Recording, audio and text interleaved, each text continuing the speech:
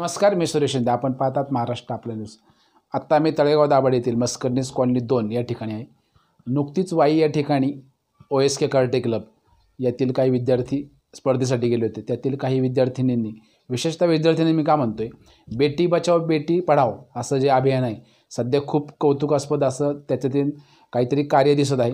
त्यातील मुलींची बाजी खूपच चांगली आहे. कराटेमध्ये असो किंवा इतर मैदानी खेळात असो, सर्वात सध्या मुलीच आहेत. त्यातीलच एक मुलगी आता आपल्यासोबत आहेत. तिच्याकडनं आपण जाणून घेऊया की जे तिला स्पर्धाचे ते वाईला खेळली त्याच्यामध्ये तिला नक्की कोणते मेडल भेटलेले आणि त्याच्यामध्ये तिने कसं यश संपादित केलेलं आहे. तुझं नाव सांग बरं.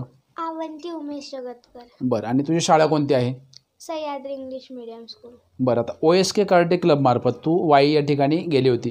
त्याच्यामध्ये तुला कोणते कोणते मेडल मिळालेत? मला गोल्ड आणि सिल्वर भेटले. बरं, जो गोल्ड आहे तो कशासाठी मिळालेला आहे? गोल्ड फायटिंगमध्ये आणि सिल्वर कातामध्ये. बरं, तुमची जी स्पर्धा भरली होती त्याची प्रॅक्टिस तुम्ही किती दिवसापासून केली आणि कशी केली? आम्ही संडेला प्रॅक्टिस करत होतो जाऊन, आणि मंडे ट्यूसडे वेडनेसडे पण प्रॅक्टिस होती. बरं, आणि क्लासमध्ये प्रॅक्टिस करणे आणि घरी येऊन तू अभ्यास करून प्रॅक्टिस करायची का? हो. कशी प्रॅक्टिस, म्हणजे गृहपाठ आहे, शाळेचा अभ्यास आहे, मग त्यातून तू कसा वेळ ॲडजस्ट करत होती? म्हणजे मी 5-6 वाजता अभ्यास करत होते आणि नंतर 7-8 वाजता मग कराटेचं. बरं, जे प्रशिक्षक आहेत त्यांचं नाव काय आहे? रवींद्र वाघ. बरं, त्यांचं शिकवण्याची पद्धत कशी आहे? ते असे फ्रेंडली पण वागतात, रागवतात. जर ऐकलं नाही तर ते रागवतात. बरं, कधी एखादी पंच किका शिकवून त्या विद्यार्थ्याला त्यांनी मारले का? की बाबा तुला येत नाही किंवा असं काय ओरडून कसं काय कधी बोललेत का ते? सर नाही, कधीच नाही. बरं, त्यांची शिकवण्याची पद्धत अतिशय चांगली आहे. बरं, ज्यावेळेस तुम्ही वाईला गेले त्यावेळेस तुम्ही सकाळी किती वाजता निघाले होते घरातून? सकाळी 7 वाजता. 7 वाजता. मग नाश्ता वगैरे कसा केला, डबा वगैरे कसा घेतला, काय केलं? सरनी हॉटेलमध्ये नेलं होतं आम्हाला. मग आम्ही पोहोचलो 12-12:30 वाजता. मग पुढे? मग नंतर आम्ही तिथं पोहोचल्यानंतर पहिले कार्यक्रम सुरू झाला. मग नंतर सगळे फाईट्स, ते काटा फाईट्स झाले. साधारण किती विद्यार्थी आले होते त्या ठिकाणी? ते 200-100 आले होते. 200 ते 300 समजा असे विद्यार्थी होते. मग ते जे तुमची जी स्पर्धा होती, म्हणजे समोरचा विद्यार्थी तुझ्याबरोबर आता हे जे गोल्ड मेडल आहे ते कशामध्ये आहे तुला? फाईटमध्ये. मग तुझ्या समोरचा विद्यार्थी कोण होता? मुलगा मुलगी असं काही? मुलगी होती. किती वर्षाची असं अंदाजे? 10-11 वर्षाची. म्हणजे जवळपास तुझ्याच वयाची असेल. बरं, तुमची जी दोघांची फाईट चालली ती किती वेळ चालली होती? 2 मिनिटं. 2 मिनिटं. त्याच्यामध्ये तू कोणता त्याला म्हणजे काय पॉईंट घेतला किंवा तिने कोणता पॉईंट घेतला? मी 4 किकचे पॉईंट घेतले आणि 3 पंचचे पॉईंट घेतले. बरं, आता किक आणि पंच याच्यामध्ये कोणते पॉईंट महत्त्वाचे असतात? जसं बाबा फेसला मारणे किंवा किकला. मग तू कोणते पॉईंट घेतले होते? कुठे मारले, म्हणजे असं पॉईंट असं कोणता होता मारायचा? डोक्याला मारले होते. पॉईंट माझा डोक्याला होता. मग मी किक्स डोक्याला पहिले मारले. बरं, कारण डोक्याचे मेन होते. आणि तिने तुला कोणते मारले? तिने फक्त पंच मारलं. तिने 1-2च किक मारले मला. ओके, ठीक आहे. बरं अवंती, मला एक आणखी प्रश्न तुला विचारायचा आहे की जी आता स्पर्धा वाईला होती त्याच्या आधी कोणत्या स्पर्धेला तू गेली होतीस का बाहेर? कुठे गेली होतीस?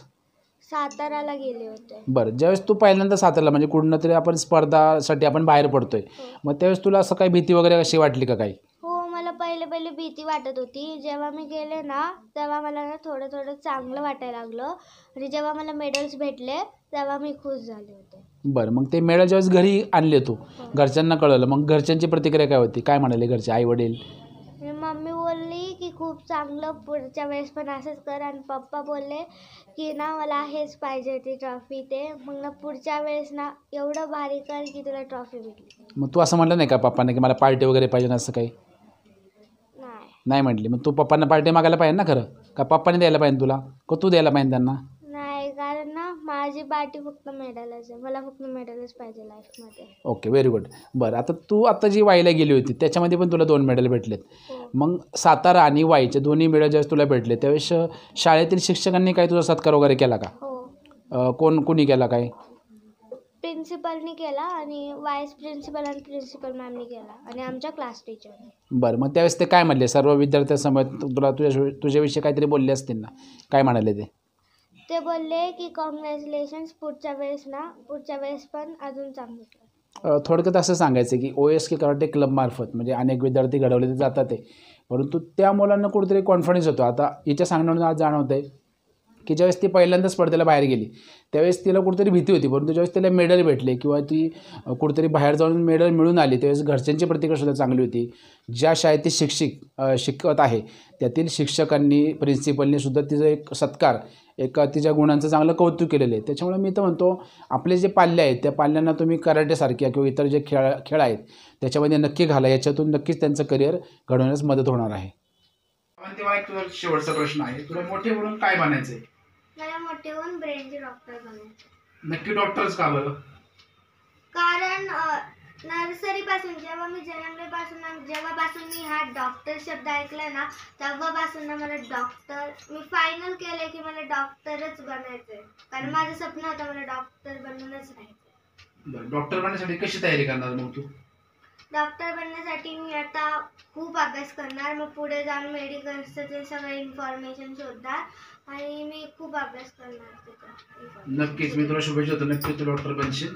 आता आपल्यासोबत तिचा एक लहान भाऊ सुद्धा आहे, त्याला सुद्धा काहीतरी एक गुणवान विद्यार्थी म्हणून त्याला एक बक्षीस आणि ट्रॉफी मिळाली, त्याच्याकडनं थोडं जाणून घेऊयात. तुझं नाव सांग बरं.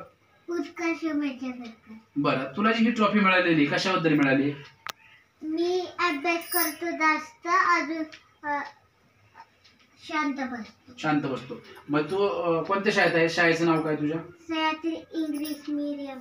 आणि कितवीला आहेस?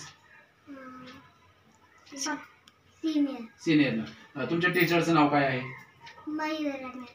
बरं, तू सकाळी किती वाजता जातो शाळेत? 8 वाजता. आणि येतो किती वाजता? 12:30 वाजता. अभ्यास कधी करतो मग? शाळेतून आल्यावर अभ्यास करतोस? आणि क्लासला वगैरे जातो पुढे? क्लासला जात नाही ना, घरीच अभ्यास करतो. ठीक, ओके.